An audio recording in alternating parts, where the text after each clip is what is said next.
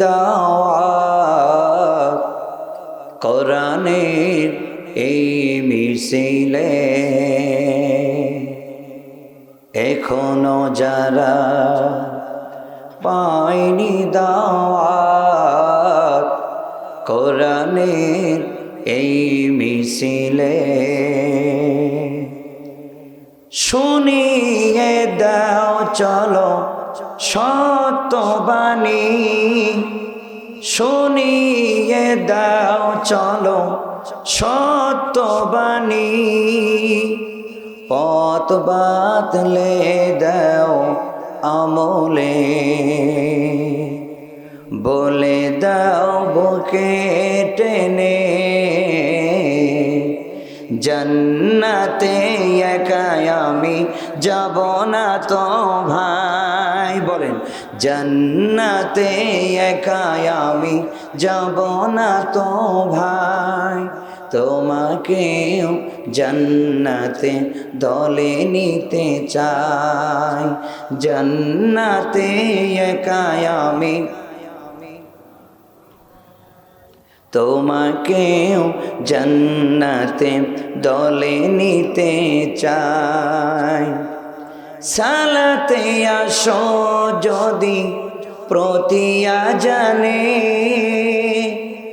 জেনে রাখো এলে তুমি ফুল বাগানে কথা বলেন ঠিক না সালাতে আসো যদি প্রতি আজানে জেনে রেখো এলে তুমি ফুল বাগানে যে বাগে রহম ঝরে হয় রসনাই আহা তাই আহা তাই আহা শুধু তাই জান্নাতে একাই আমি যাব না তো ভাই তোমাকেও জান্নাতে দলে নিতে চাই জান্নাতে একাই আমি যাব না তো ভাই তোমাকেও জান্নাতে দলে নিতে চাই এখনো যারা পায়নি দাওয়াত কোরআনের এই মিছিলে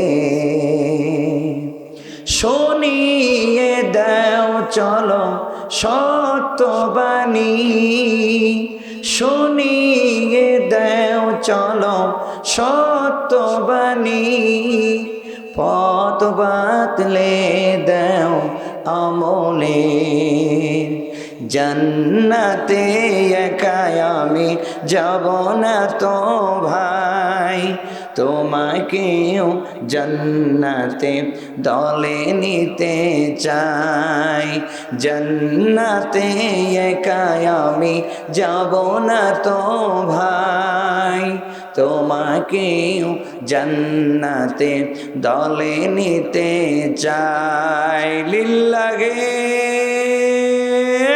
তাকবীর যেই 24-এ সেই বিপ্লব চলে আসলো তারপরের দিন থেকে আওয়ামী লীগ আর টর্চ লাইট লেগে খুঁজেও পাওয়া যায় না কথা বলেন ঠিক না এরা গেল কই এরা মনে হয় ওই রকম হয়ে গেছে যেমন মুরগির বাচ্চা মুরগির ওই মুরগিটারে যদি গাওড়ায় নিয়ে যায় অথবা চিলে নিয়ে যায় অথবা শগুন খেয়ে ফেলে দেয় ওই ছানাগুলো আস্তে আস্তে আস্তে আস্তে এদিকে সেদিকে যায় নষ্ট হয়ে যায় মরে যায় অথবা চিলে থাপা দিয়ে নিয়ে যায় ওর কোনো রক্ষণাবেক্ষণ থাকে না যেই নাকি ছাত্র জনতা বিপ্লব ঘটাইছে যেই দিন পালাইছে সেই দিন থেকে আসমানের নিচে জমিনের ওপরে একটাও আতি নেতার পাতি নেতা বাংলাদেশে খুঁজে পাওয়া যায় না কথা বলেন ঠিক না কোথায় গেল এরা কোথায় ইসলামের বিপক্ষে কাজ করেছে আল্লাহ পাক ইসলামের বিপক্ষে কাজ করলে নমরুদকে এই পৃথিবীতে মশা দিয়ে সাইজ করেছে কথা বলেন ঠিক কিনা ফেরাউনকে সাইজ করেছে নীল নদের ভেতরে আবু জেহেল রাসূলুল্লাহ সাল্লাল্লাহু আলাইহি সাল্লামকে এত কষ্ট দিয়েছে ছোট্ট দুইটি বাচ্চা মুআজ আর মুআবিস এই দুইজন বাচ্চার কারণে আবু জেহেল ধরাশয় হয়ে পৃথিবীর থেকে জাহান্নামে পাঠিয়ে দিয়েছে। যুগে যুগে কোরআনের বিরোধিতা যারা করেছে, ইসলামের বিরোধিতা যারা করেছে, আল্লাহর বিরোধিতা যারা করেছে, পৃথিবীর মাঝখানে টিকতে পারে নাই, টিকে রয়েছে। আগেও ছিল, এখনো ছিল। যারা ইসলামের পক্ষে আছে, কথা বলেন ঠিক কিনা? এই জন্য বলছিলাম, ইসলামের বিপক্ষে আমার আপনার অবস্থান করা যাবে না। ইসলামের বিপক্ষে অবস্থান করলে কি হবে? ওই আয়াতের দিকে বেশি লক্ষ্য করলাম। ইসলামের দিকে আঙ্গুল তোলাইয়া চালার পরে, ইসলাম লইয়া যদি কেউ কটূক্তি করে, আল্লাহকে লইয়া যদি কেউ কটূক্তি করে, কোরআনের বিরোধিতা করে, ইসলামের বিরোধিতা করে, আলেমের বিরোধিতা করে, যারা কোরআনের সাথে যুদ্ধ ঘোষণা করলো, আল্লাহর সঙ্গে যুদ্ধ ঘোষণা করলো, আল্লাহ পাক বলে যুগে যুগে অনেক মুনাফিক রয়েছিল, বাতিলরা, মুনাফিকেরা, বাতিলরা বারবার কোরআনের ক্ষতি করবার জন্য চেষ্টা করেছে। কিন্তু আমি আল্লাহ পাক কোরআনুল কারীম পৃথিবীর ভিতরে দিয়েছি। আমি আল্লাহ পাক ওই বাতিলরা যতই কোরআনুল কারীমে মুছে ফেলবার জন্য, শেষ করবার জন্য চেষ্টা করুক, আমি আল্লাহ পাক ওই কোরআনুল কারীম নিজের হাত দিয়ে আমি আল্লাহ পাক সংরক্ষিত করে দিব। দ্বীনের পক্ষে কথা বলে, আল্লাহ রসুলের পক্ষে কথা বলে, আল্লাহর দাসত্ব মানে।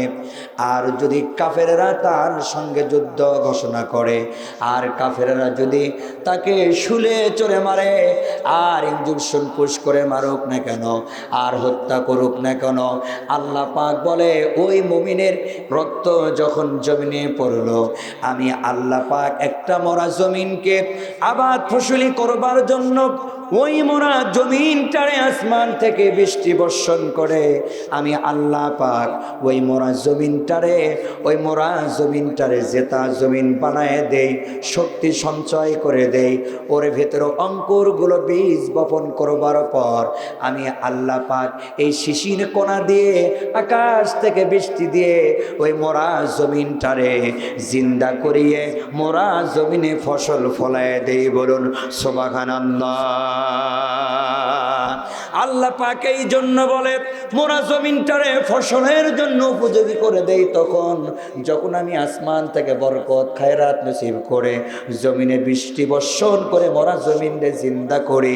ও পৃথিবীর মুসলমান ভাইরা রে আমার, একটা কথার দিকে লক্ষ্য দিতে হবে, যেই জমিনে শহীদ হয়েছে, যেই জমিনে হাদির মতো ভাই শহীদ হয়ে গেল, ওই জমিনটা ইসলামের জন্য শক্তি উর্বর করে আল্লাহ পাক পবিত্র ভূমি করে নিল। আল্লাহ পাক বলল যুগে যুগে ওই জমিনের রক্ত যারা দিল ইসলামের জন্য, দ্বীনের জন্য, আমি আল্লাহ পাক ওই জমিনটারে ইসলামের জন্য শক্তি হিসেবে কবুল করে নিলাম, ইসলামের পতাকা পথ পথ করে উড়াইয়া দিব।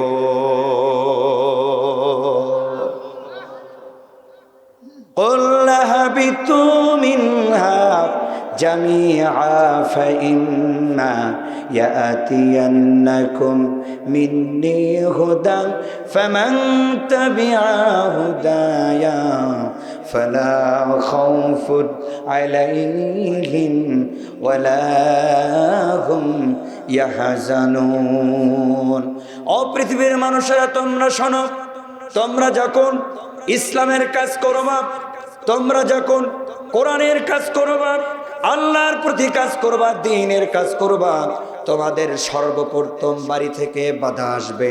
অনেক যুবক ছেলেরা আছে, অনেক যুবক ভাইয়েরা এখানে আছেন, ছোট্ট ছোট্ট দাড়ি রাখলে আর টাকনোর উপর কাপড় পরলে আর 5 ওয়াক্ত নামাজ পড়তে যখন যাবে, সালাত যখন আদায় করতে যাবে, অনেক মানুষ ভাবে কে রে বাবা তোরে কমান জঙ্গলি জঙ্গলি লাগে, আইএস লাগে। এইটা একটা অনেক যুবক ভাইয়েরা পায়, কথা বলেন ঠিক কিনা? এই জন্য বলছিলাম ওই আয়াতের দিকে লক্ষ্য দেয়। পাশে মুকুট রয়েছে, আমার ওস্তাদ রয়েছে, বাপ সমতুল্য সভাপতি এখানে বসায় রেখেছেন আমার ইমাম সাহেব। আমি তার মুসল্লি।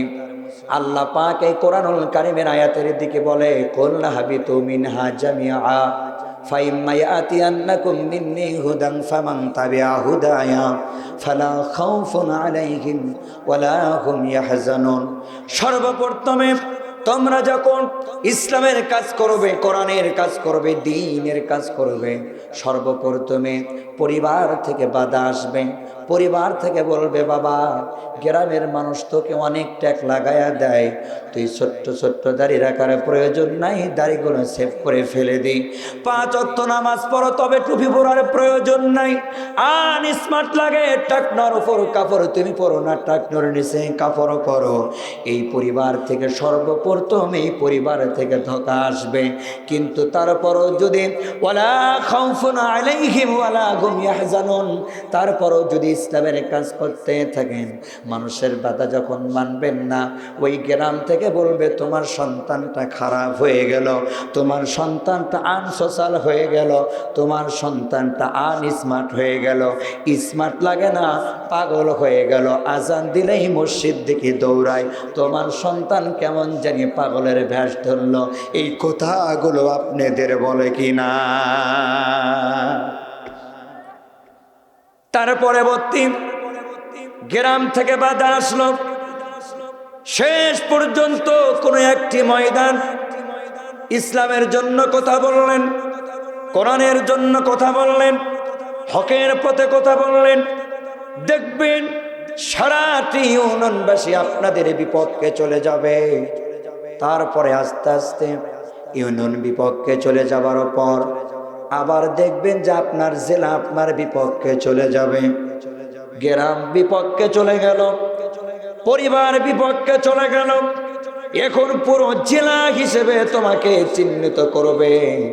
তুমি যখন কোরআনের কথা বলবা, হাদিসের কথা বলবা, হকের পথে চলবা, হকের কথা বলবা, তুমি যদি 16টি বৎসর, এই 17টি বৎসর যখন তুমি বলেছ রাতের এরকম দিনের ভোট রাতে কেন হয় তাহাজ্জুদ নামাজ পড়ার সময়, এই কথা বলার সঙ্গে সঙ্গে তোমাকে একটা ট্যাগ লাগানো হয়েছে। এ জামাত করে অথবা আইএস করে অথবা অন্য কোনো দল করে, আরে ধরো আর অ্যারেস্ট করো, জেলখানায় ভরাও। কথা বলেন ঠিক কিনা? 100 ভোট দিতে গেছে একটা বুড়িমা, বুড়িমা ভোট দিতে গেছে। আমি কোনো দল করি না, বুড়িমা ভোট দিতে গেছে। ভোট দিয়ে যাওয়ার পরে তো বুড়িমারে ভোটের যারা এজেন্ট আছে তারা বলতেছে, কে বুড়িমা তুমি কষ্ট করে আসছো কেন? তোমার ভোট গতকালকেই হয়ে গেছে। তো বুড়িমা যখন ভোট সেন্টার থেকে চলে আসে, তারপরে পিছন থেকে ডেকে বলে, ও বুড়িমা শুনে রাখো, তোমার স্বামীরে জানিয়ে আসতে দিও না, তোমার স্বামীর ভোটটাও তোমার স্বামী দিয়ে গেছে। বলেন মারহাবা। ওরে বাপরে বাপ, বলছে তোমার স্বামীর ভোটটাও তোমার স্বামী দিয়ে গেছে।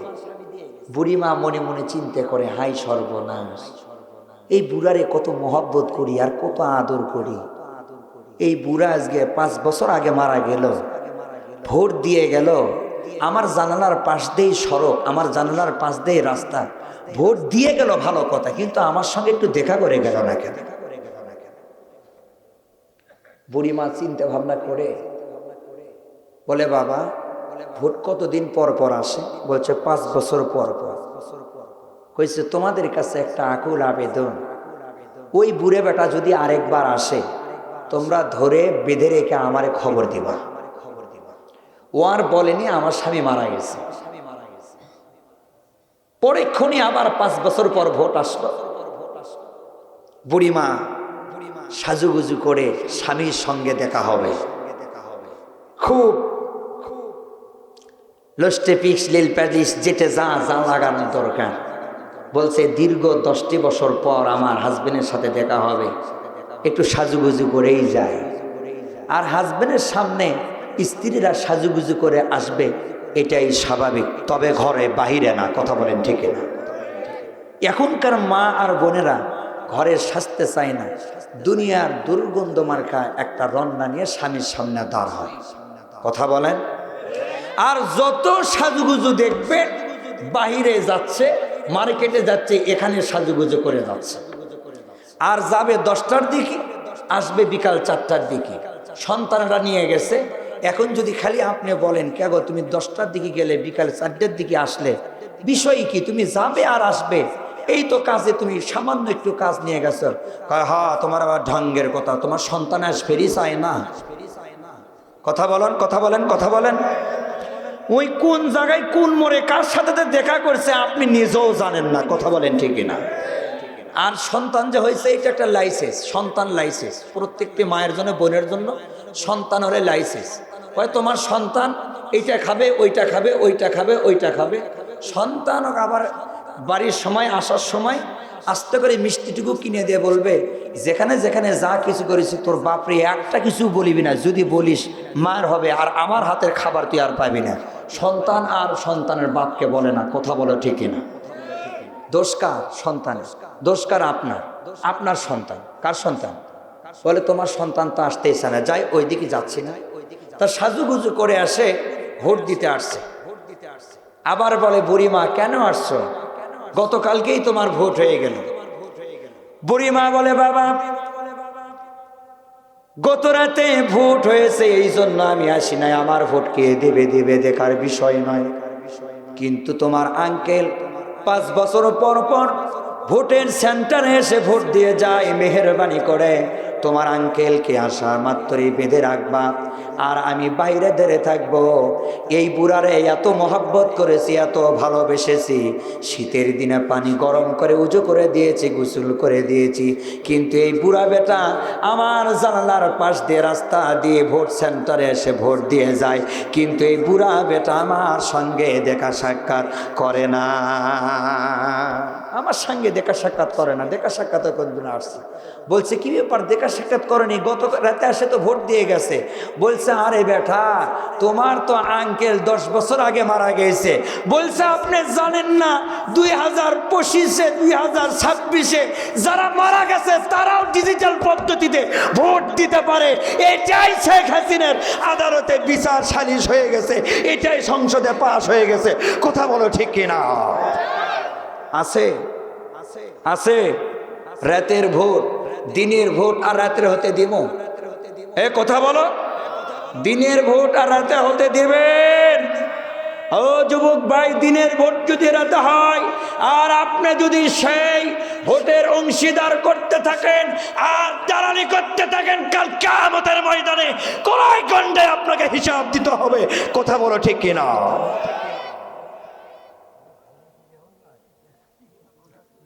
মুসলমান ভাইরারে আমার, কোথায় থইছিলাম আলোচনা? আপনাদের কি মনে আছে, যারা ইসলামের পক্ষে কাজ করবে, যারা দ্বীনের পক্ষে কাজ করবে, আল্লাহর পক্ষে কাজ করবে, সর্বপ্রথম পরিবার থেকে বাধা আসলো, তারপরে গ্রাম থেকে বাধা আসলো, তারপরে বাধা আসলো ইউনিয়ন থেকে, তারপরে জেলা থেকে, তারপরে আপনাকে যখন মামলা দিয়ে হামলা দিয়ে, আপনাকে যখন মামলা আর হামলা দিয়ে যখন আটকাইতে না পারলো, সারা দুনিয়া একত্রিত হয়ে ট্রাইব্যুনাল গঠন করে বলল আন্তর্জাতিক মানের সন্ত্রাস। কথা বলেন ঠিক কিনা? আমার আল্লাহ রাসূল দ্বীনের পক্ষে কাজ করেছে, দ্বীনের পক্ষে, কোরআনের পক্ষে যখন কাজ করেছে, আল্লাহ রাসূলকেও সন্ত্রাস বলা হয়েছে। কথা বলেন ঠিক কিনা? ও পৃথিবীর মানুষ, আপনাকে সন্ত্রাস বলবে, আপনাকে জেলে ঢুকাবে, আপনাকে লকাবে ঢুকাবে, শেষ পর্যন্ত আপনার সঙ্গে যদি না পায় আপনাকে ফাঁসির কাস্টরি মঞ্চে নিয়ে যেয়ে রশি দিয়ে ফাঁসি দিয়ে দুনিয়ার থেকে আপনাদেরকে বিদায় করে দেওয়া হবে। কথা বলো ঠিক কিনা? শেষ পর্যন্ত তাও যদি করতে না পারে, আল্লাহ পাকে আয়াতের দুঃখী আমি লক্ষ্য দিলাম, কোন এক সময় দীর্ঘ সময় যখন ক্ষমতায় মস্তনে তারা বসেছিল, আমি মাওলানা ইউনূসেরও একটি জেল হয়েছিল, কারাগারে গিয়েছিলাম। আফসোস লাগে, কারাগারে গিয়েছিলাম, বড় আফসোসের কথা, তাপরের কথা। আমি যখন কারাগার থেকে আমার মায়ের সামনে যখন দেখা করলাম, আমার মায়ে যখন কারাগারে আসলো দেখা করবার জন্য, আমার মায়ে বলল, বাবা মুখ থেকে দাড়িগুলো ফেলে দাও, মাথা থেকে টুপিগুলো ফেলে দাও। ওই আয়াতের দিকে লক্ষ্য দিলাম। আল্লাহ পাক এই আয়াতের শেষ লাস্ট পর্যায়ে আল্লাহ পাক বলে, ওয়ালা খাউফুন আলাইহিম ওয়ালা হুম ইয়াহজানুন। তোমরা যদি ধৈর্য ধারণ করতে পারো, তোমরা যদি বিচলিত না হয়ে ধৈর্য ধারণ করতে পারো, তোমাদের পক্ষে আমি আল্লাহ পাক সাহায্য নাসরুল্লাহি ফাতহুন করিম, আমি আল্লাহ পাক সাহায্য নসিব করে দেব। ওই আয়াতের দিকে লক্ষ্য করে বললাম, আল্লাহ যে এখানে বলে ইসলামের জন্য, দ্বীনের জন্য কথা বললে সর্বপ্রথম মা বাবা থেকে বাধা আসবে। আজকে কারাগারে এসে মা বলে, মুখ থেকে দাড়ি চেঁচে ফেলে দাও, মাথা থেকে টুপি বানাও, শরীর থেকে জামাগুলো নেমে ফেলে দাও, শার্ট আর প্যান্ট পরে তুমি ঘোরাঘুরি করো, জাবিন দিয়ে তোমারে বের করে নিয়ে যাব। আমি আয়াতের দিকে লক্ষ্য দিয়ে বললাম, আজকে আমার মায়ে বলে মুখ থেকে দাড়িগুলো চেঁচে ফেলে দাও, মাথা থেকে টুপিগুলো নেমে ফেলে দাও। আমার মাকে বললাম, মা ওই আয়াতটা শুনে দিলাম,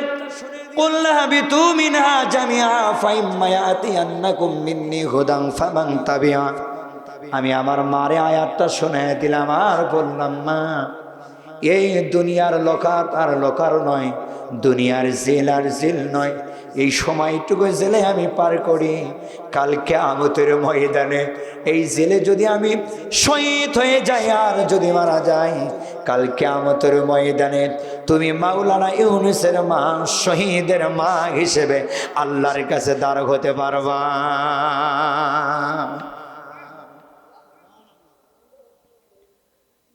আমার মায়ে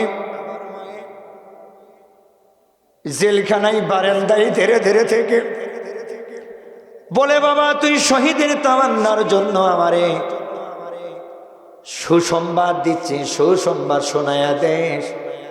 কিন্তু রাতের বেলা যখন ঘুমায় পড়ি, সন্তানের কথা যখন মনে পড়ে, কোনোদিন ঘুমাইতে পারি না।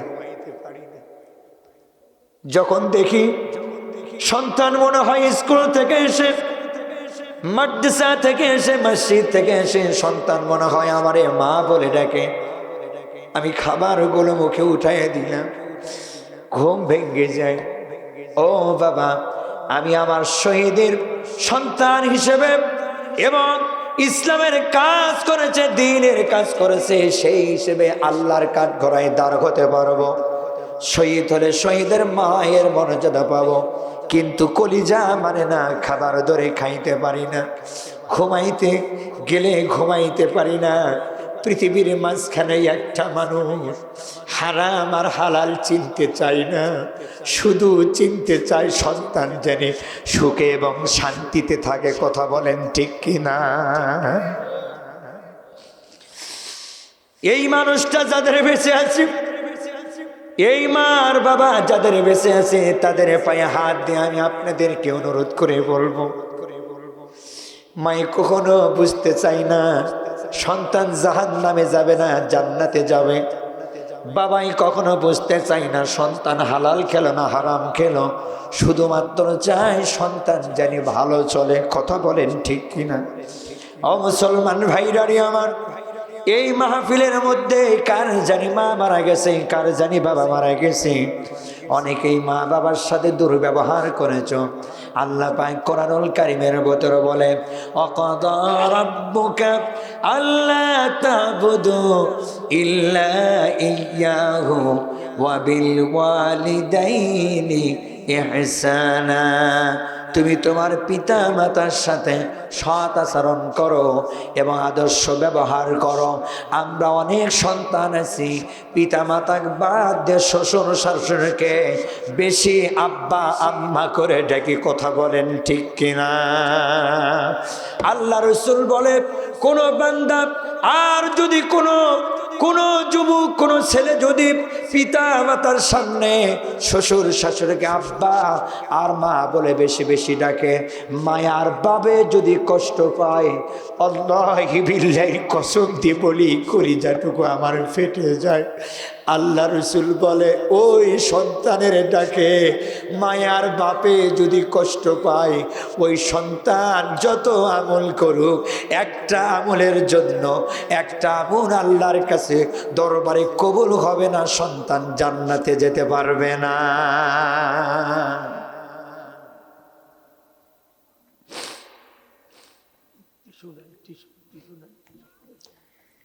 এই জন্য মুসলমান ভাইরা রে আমার মায়ের জেলখানার বাহিরে শিখের ভেতরে শিখ ধরে আমার সঙ্গে দেখা করলাম, আর মারে বললাম, মা জীবনের তরে বিদায় দিয়ে দাও, যদি এই স্বৈরাচারের মাধ্যমে আমার যদি ফাঁসি হয়, আল্লাহি বিল্লাহির কসম দিয়ে বলছি, দ্বীনের পক্ষে কথা বলছি, দ্বীনের পক্ষে কথা বলেছি, কোরআনের পক্ষে কথা বলেছি। যুগে যুগে অনেক মানুষ এই দ্বীনের পক্ষে, ইসলামের পক্ষে, দ্বীনের পক্ষে, আল্লাহর পক্ষে কথা বলার কারণে তাদের জীবন চলে গেছে, ওদের পথের প্রতীক হয়ে জীবন চলে যাবে।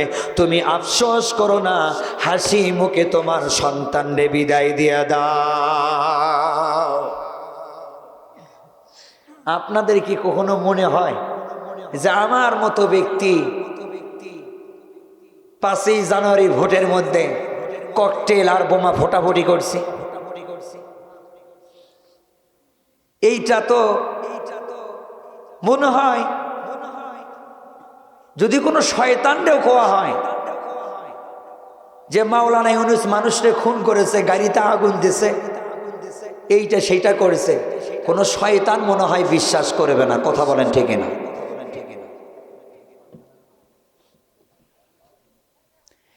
এই জন্য কষ্ট লাগে। ওয়ালা খাউফুন আলাইহিম ওয়ালা হুম ইয়াহজানুন। আমি আমার মাকে শোনায় দিলাম, মা শুনে রেখো, আল্লাহ পাক বলেন চূড়ান্ত অবস্থায় যারা ইসলামের জন্য কাজ করবে, দ্বীনের জন্য কাজ করবে, চূড়ান্ত অবস্থায় যখন পৌঁছে যাবে, দেওয়ালে যখন পিঠ ঠেকাইয়া যাবে, আর কোনো সহযোগিতা পৃথিবীর মাঝখানের মানুষের লাগবে না। ওয়ালা খাউফুন আলাইহিম ওয়ালা হুম ইয়াহজানুন নাসরুল্লাহি ফাতহুন করিম। আমি আল্লাহ পাক দ্বীনের পক্ষে তোমরা অবিচল থাকবে। আমি আল্লাহ পাক আসমান থেকে সাহায্য নাজিল করে আমি আল্লাহ পাক তোমাদেরকে বিজয় লাভ করায়া দিব। ঈমানের পথে বলেন, ঈমানের পথে অবিচল থেকে আমার মরণ যেন হয়।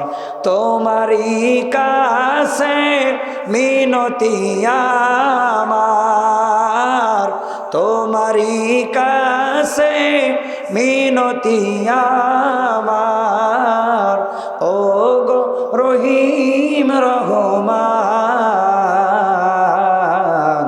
রসুলের পথে অবিচল থেকে মরণ আমার যেন হয়। লা ইলাহা ইল্লাল্লাহ। আরো কম দাও। লা ইলাহা, আরো কম দাও, আরো গরম দাও। জান্নাতে রই হরি নুরি, বলেন মারহাবা। জান্নাতে রই হরি নুরি, যেই নামাতে জপমালা লা ইলাহা ইল্লাল্লাহ, লা ইলাহা ইল্লাল্লাহ, সুবহান আলহামদুলিল্লাহ ইল্লাল্লাহ। ও লা ইলাহা ইল্লাল্লাহু মুহাম্মাদুর রাসূলুল্লাহ।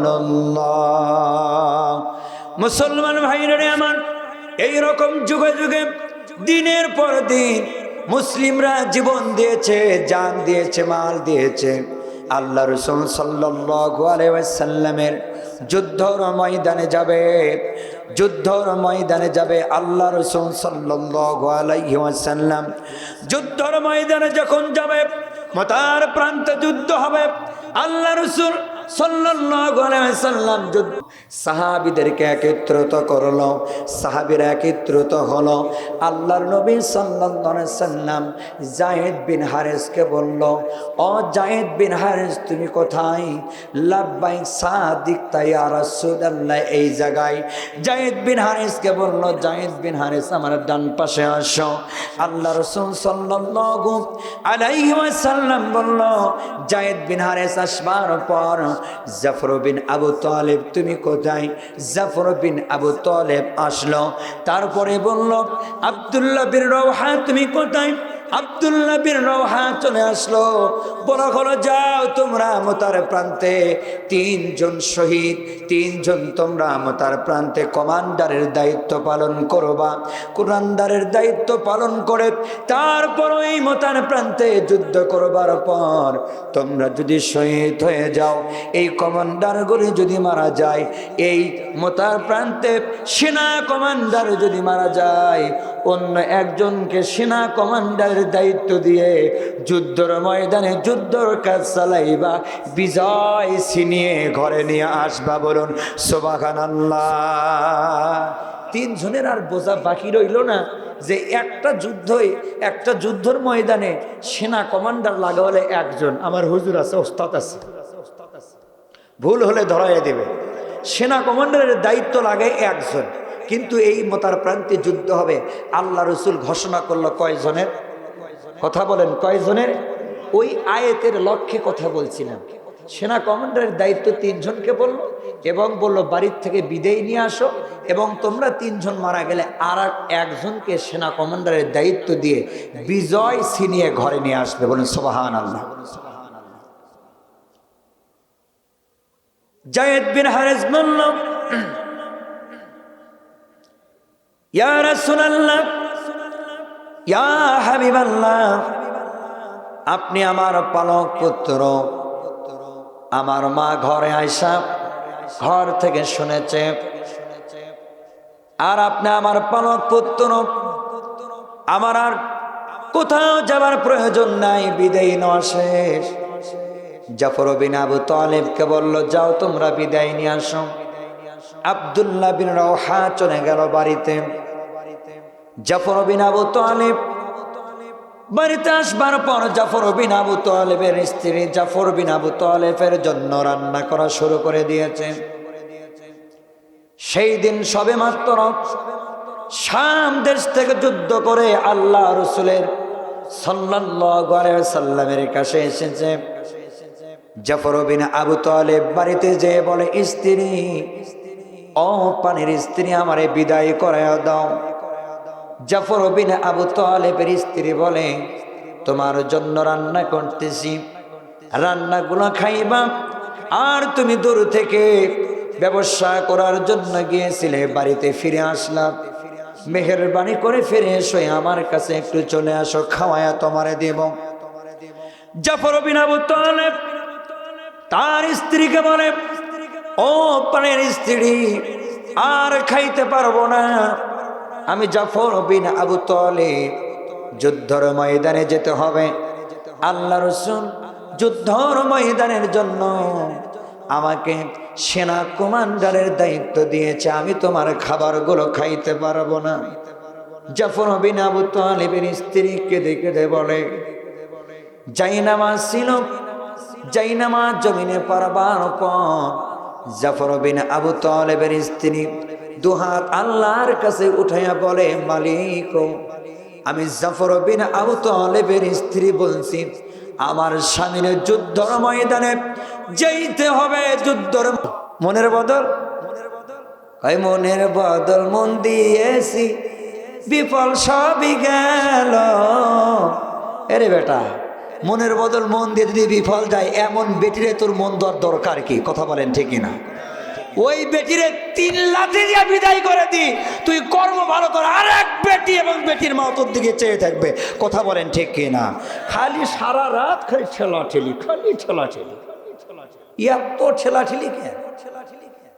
আর একটা ফোন আছে, টাচ ফোন, আর ছেলে জিদ ধরে বাবের কাছে, আর বাবে টাচ ফোন কিনেও দেয়। আর কিছুদিন পরে কয়, হুজুর আমার ছেলে যে জিনে ধরেছে না ভূতে ধরেছে, আমার ছেলের চোখ মান খালি গাতের মধ্যে যায় হুজুর।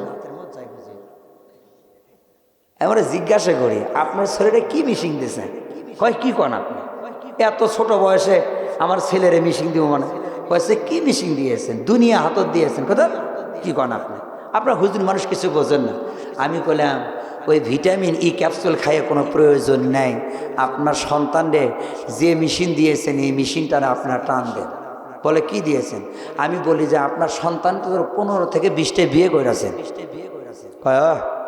আমার সন্তান 15 থেকে 20টা বিয়ে করছে। গ্রামের মানুষ কেউ জানে না, আপনি জানেন। আরে বেটা মুরব্বী, হাজী সাহেব, তুমি তোমার সন্তানরে ফোন কিনে দিলে না, তোমার সন্তানকে জাহান্নামে নিক্ষেপ করলে। কথা বলো ঠিক কিনা? তোমার সন্তান যাহা চাইবে তাহা পাইবে। তোমার সন্তানের চোখ খেয়েছে, যৌবন খেয়েছে, তোমার সন্তানকে খাবে, কবরে নিয়ে যাবে অ্যান্ড্রয়েড ফোন। কথা বলেন ঠিক কিনা? আমার জীবনে একটা কথা বিশ্বাস হয় না, আল্লাহ বিল্লাহর কসম দিয়ে বলছি, আমার জীবনে একটা কথা বিশ্বাস হয় না, যারা অ্যান্ড্রয়েড ফোন চালায়, খারাপ মাইন্ডে নেবেন না, যারা অ্যান্ড্রয়েড ফোন চালায় তারা যে ন্যাংটা ছবি দেখেনি, আমি মরে গেলেও বিশ্বাস করি না, করি না বিশ্বাস। কথা বলো, কথা বলো, কথা বলো। তুমি দেখতে না আসলেও অর্ধ উলঙ্গ তোমার সামনে আসবে। কথা বলেন ঠিক না?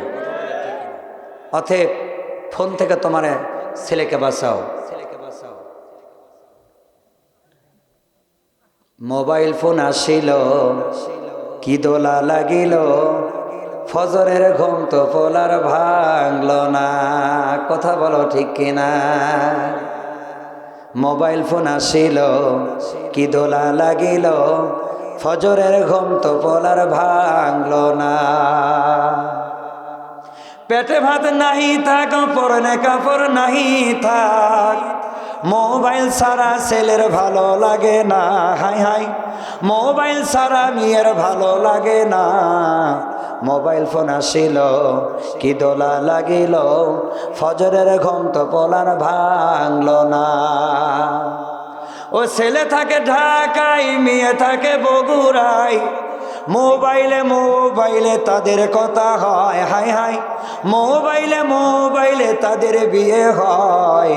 মুরব্বি লাগে না, মা বাবা লাগে না, এমনি এমনি কক্সবাজার হানি মনে হয়। কথা বলেন ঠিক কিনা? এই ফোন দেওয়া যাবে না, ফোন দেওয়া যাবে না। একটা হাজী সাহেব আমার আসে বলতেছে, হুজুর আমি একটা হাজী সাহেবকে জিজ্ঞাসা করলাম, ও হাজী সাহেব, তোমার একটা সন্তান আছে, পর্দা করে না কেন? অকরনা ফি বুয়ুতিকুন্না ওয়ালা তাবাররাজনা তাবাররুজাল জাহিলিয়াতিল উলা, জাহিলিয়াতের মতো তোমার একটা সন্তান ঘোরাঘুরি করে, মেয়ে সন্তান। বলে হুজুর ওই সন্তানের এখনো পর্যন্ত বয়স হয় নাই, কেউ উঠবেন না, লাশ পর্যায়ে এমন একটা ঔষধ দিব, লাস্ট পর্যায়ে এমন একটা কথা বলবো, আপনাদের স্ত্রী আপনাদের কথা শুনবি ইনশাআল্লাহ।